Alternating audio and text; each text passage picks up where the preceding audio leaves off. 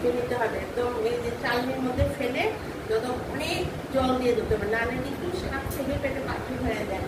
ভালো করে যতক্ষণ পর্যন্ত না পরিষ্কার জলটা দেখা যাচ্ছে, চালনির নিচে একটা বাটি রেখে দেবে, যতক্ষণ ধোবে আর বাড়িটা দেখবে যেন কোনো বাড়ি টালি কিচ্ছু না থাকে, অনেক ধুয়ে। আর যেরকম আলু দিয়ে আবার শাক থেকে আর করা সাদা তেল দিয়ে খাও, লাল তেল দিয়ে খাও, যেটা দিয়ে খাও ওটা। এখানে আমি 4-5টা শুকনো লঙ্কা চিড়ে দিই, মানে এরকম করে দিয়েছি, এরকম করে দিলে নাকি ফাটে না, একটু মাঝখানটা দিয়ে চিড়ে দিলে। গরম জলটার মধ্যে আমি এটা দিয়ে দিয়েছি। আর মুলোর শাক রসুন গুঁড়ো দিয়ে খেয়ে দেখবে খুব টেস্টি হয়। এই দেখো রসুন গুঁড়ো একদম সেদ্ধ করে দিয়েছি, ধীরে ধীরে করে কেটেও নিতে পারো। গরম জলের মধ্যে শুকনো লঙ্কাটা দিলাম আর এই রসুনটা দিয়ে দিলাম, রসুনটা দিয়ে দিলাম। রসুনটা লাল হয়ে গেল, রসুনটা লাল হয়ে গেছে। এখন আমি শাকটা দিয়ে শাকটা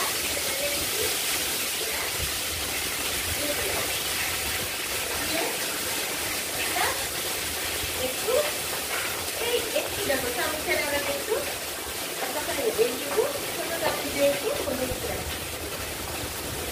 শাকের মধ্যে এই তেলে এখানে আমি 1 আঁটি মুলোর শাক নিয়েছি, ঠিক আছে? যার যার শাক নেবে। আর শাকটা তো মজে যায়, শাকটা তো মজে যাবে, মজে এইটুকু হয়ে যাবে। তার জন্য নুনটা অল্প করে দেবে, যেটুকু শাক আনা আমি 1 আঁটি শাক নিয়েছি, তো তার জন্য আমি মাত্র এইটুকু নুন দিচ্ছি, অল্প একটু দেবো, 1 চিমটি একটু। আমি আরেকটু বেশি যাবো না, কারণ এই শাকটা মজে এইটুকু হয়ে যাবে। শাকটা ধুয়ে নেবে।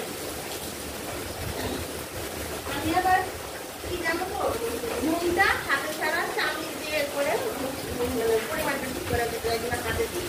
আর 4টে কাঁচা লঙ্কা দিয়েছি চিড়ে, আর কিছু না, আর কিছু না। নুন কম করে দেবে, 1 আঁটির মধ্যে এইটুকু নুন দিয়েছি, 2 জল আর একটু, আর একটু